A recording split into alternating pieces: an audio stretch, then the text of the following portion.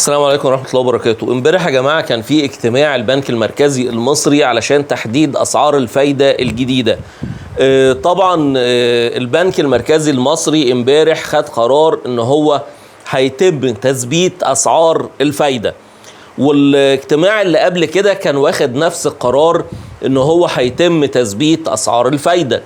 فمعنى كده ان دي المرة التانية على التوالي اللي بيقوم بيها البنك المركزي بتثبيت أسعار الفايدة. يعني ايه تثبيت أسعار الفايدة؟ وده هيأثر عليا أنا كمواطن في ايه؟ تثبيت أسعار الفايدة معناه ان هو مش هيتم رفع الفوائد على الإيداع أو على الاقتراض، وده معناه استقرار بالنسبة للسوق اللي هو المصري، وبالنسبة للاقتصاد ان احنا كده الاقتصاد بتاعنا مستقر، وان احنا الحمد لله قادرين نعمل مواجهة للتضخم اللي موجود في العالم كله. طيب النهاردة لما بيتم تثبيت سعر الفايدة، ايه احسن حاجة اقدر ان انا استثمر فيها؟ النهاردة ايه الشهادات اللي موجودة في البنوك اللي انا ممكن اروح اعمل شهادة واخد فايدة شهرية عليها؟ اكبر حاجة موجودة النهاردة في البنوك الفوائد 14% شهادة لمدة 3 سنوات، وبيتم صرف الفايدة شهريا. البنوك ايه اللي عاملاها؟ البنوك اللي عاملاها بنك مصر والبنك الاهلي. طيب هل في فوائد اكتر من 14%؟ احنا سمعنا ان في 15%. هل في فعلا 15%؟ تمام، في 15%. في بنك طرح شهادات ب 15%، بس ال 15% اللي هو طرحهم دي الفايدة بتقبضها سنويا. ال 14% بناخد الفايدة شهريا. بمعنى ايه؟ بمعنى ان انا النهاردة لما احط مبلغ بيطلع لي 1000 جنيه فايدة شهريا على ال 14%. لو انا حطيتهم في ال 15 هاخد اخر السنة ال 15,000. طيب انا احسن اعمل في ال 14% ولا اعمل في ال 15%؟ في رأيي انا اعمل في ال 14%، لان انا باخد فايدة شهريا، وبالتالي لو انا حسبتها هتعادل نفس الفايدة بتاعت ال 15 اللي انا هقبضها مرة واحدة في السنة في اخر العام. فانا احسن لي اللي هي الفايدة اللي هي باخدها شهري وبصرفها، لان انا اقدر اخد الفايدة واصرفها. فبالنسبة لي الفايدة اللي هي ال 14% دي احسن حاجة موجودة في السوق.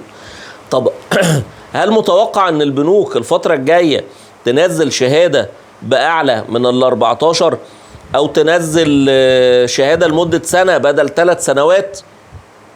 في الوضع اللي احنا فيه، هو المرة اللي فاتت في الاجتماع ما نزلش حاجة جديدة، فاعتقد ان هو المرة دي مش هينزل حاجة جديدة وان احنا هنستمر على نفس الوضع اللي احنا فيه. طيب هل كده ممكن يبقى فيه زيادة في الاسعار؟ ممكن يبقى فيه زيادة في الاسعار. ليه؟ مع ان انا الفايدة بتاعتي ثابتة. الزيادة في الاسعار علشان لو تفتكروا انا نزلت فيديو عن سعر الدولار الجمركي. تم رفع سعر الدولار الجمركي، ده اللي بيأثر معايا في الزيادة على الاسعار. فطالما سعر الدولار بتاع الجمارك تم رفعه، يبقى كل الحاجات اللي انا بستوردها هيبقى عليها تأثير على طول. كل السلع اللي مرتبطة بالاستيراد هيبقى عليها ارتفاع. طيب انا بقى دوري كمواطن اعمل ايه؟ النهاردة سعر الدولار فيه ارتفاع، سعر الدولار فيه ارتفاع مستمر، 18 وشوية كذا كذا لغاية لما وصل معانا النهاردة مثلا 19 جنيه و19 قرش. فمعنى كده ان الدولار فيه زيادة مستمرة في الارتفاع. فلو انا معايا مبلغ من الدولارات احتفظ بيه ولا فكه وحوله شهادات احسن؟ لا، انا في نظر انا لا، احتفظ بيه. ليه؟ لان هو القيمة بتاعته نفسها بتزيد بما يعادل الزيادة اللي انا باخدها او الفايدة اللي انا باخدها في الشهادة بالجنيه المصري. فلو انا مثلا معايا 50,000 دولار وهحطهم النهاردة، لو هم مثلا قيمتهم مليون، كمان شهر او شهرين هيبقى 1,010,000، 1,015,000 وهكذا. فهو القيمة نفسها بتاعة الدولار هي بتزيد، فبتديني ما يعادل الفايدة اللي انا باخدها كشهادة بالجنيه المصري. ده لو انا معايا دولار مش محتاج ان انا استخدمه. طب لو انا بيجي لي مبلغ بالدولارات وبحتاج ان انا يعني افك واحول مصري، برضو النصيحة اللي اقولها لك ما تفكش المبلغ اللي يجي لك كله، فك على حسب احتياجك. يعني انا تحول لي مثلا 1000 دولار النهاردة، ال1000 دولار دول انا هصرفهم النهاردة؟ لا. طب انا محتاج النهاردة كام؟ 50 دولار مثلا، اعمل تحويل ال50 دولار واخدهم واسيب الباقي زي ما هو دولار. لما اجي كمان اسبوع او اسبوعين احول الجزء اللي انا عايزه، اخد مثلا 50 دولار تاني او 100 دولار تاني، هيبقى القيمة بتاعته ارتفعت، فهبقى انا كسبت الفرق. لكن لو انا حولته كله النهارده وحطيته بالمصري هبقى انا خسرت الفرق بتاعه.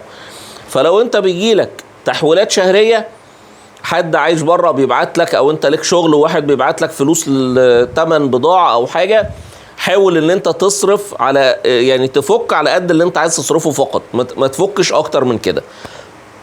دي التوقعات. وبالنسبه لاسعار الذهب، اسعار الذهب فيها استقرار، فلو انت عايز تقارن ما بين ان انا اشيل فلوسي كذهب او كدولارات، نصيحتي انا كدولارات احسن. ولو هتعمل استثمار في الذهب يبقى تعمل استثمار في سبيكة، السبائك اللي هي الصغيرة. لو انت عايز تجيب ما تجيبش المشغولات الذهبية، لان المشغولات الذهبية بنخسر في قيمة المصنعية بتاعتها. ايه اللي انا ما بخسرش فيه؟ اللي هي السبيكة بيبقى قيمة المصنعية بسيطة جدا، فلما اجي ابيع او اشتري ما بخسرش مبلغ كبير، بيبقى حاجات كلها صغيرة جدا. واحسن حاجة في السبائك اللي هي السبيكة اللي هي الحجم الصغير. طبعا احنا عندنا السبائك احجام، لكن اقل حاجة اللي هي الحجم الصغير ده احسن حاجة تقدر ان انت تستثمر فيها. ولو في اي اسئلة زي ما احنا متعودين هتكتب لي في كومنت السؤال اللي انت محتاجه وانا هرد عليك على طول. الرد بيتم ان شاء الله على طول وبسرعة. لو انت اول مرة انت تشوفنا، يا ريت تتابع معايا قناة كلام له معنى على اليوتيوب وصفحة كلام له معنى على الفيسبوك. الاتنين بيقدموا محتوى مختلف وبيقدموا افادة لكل المتابعين. ما تنسوش تعملوا لي اشتراك ومتابعة وشير ولايك. اشوفكم ان شاء الله يا رب بكل خير وحلقة جديدة من كلام له معنى وجمال هاشم. السلام عليكم.